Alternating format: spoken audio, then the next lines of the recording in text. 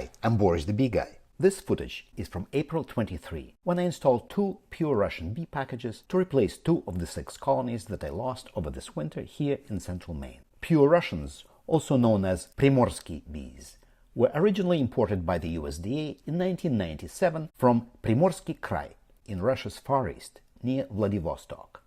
These cold hardy honeybees were among the first to encounter varroa mites dozens of years ago, and over many generations they have developed many ways of controlling varroa without any human interference or treatments. Manlake, a big supplier in the US, ships bee packages in plastic bee bus containers. For shipment, the boxes are connected with a tongue and groove system. To separate boxes, I hold one steady with one hand and gently push the adjacent box out with the other, like this. It is very windy, so I'm using this cardboard box without bottom as a funnel to shield the bees from wind gusts while I shake them from the shipping box into the hive. For a new package, I prepared a small 5-frame section in this 20-frame horizontal Layens hive. The section is closed off with a tight-fitting follower board.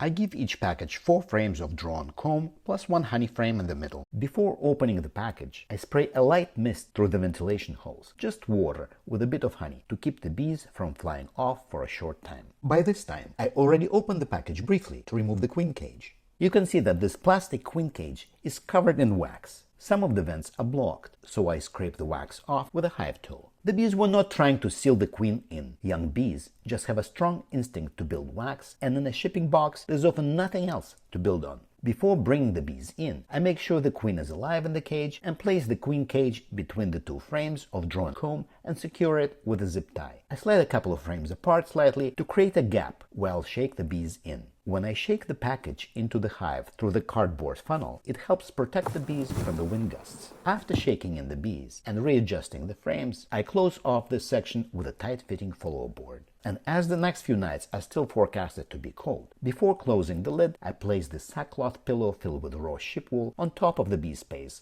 for insulation and moisture control. The second night was forecasted to be below freezing, so I released both queens early to help the bees form a tight thermal cluster around the queens. Both colonies showed no aggression towards their queens, so the timing felt right.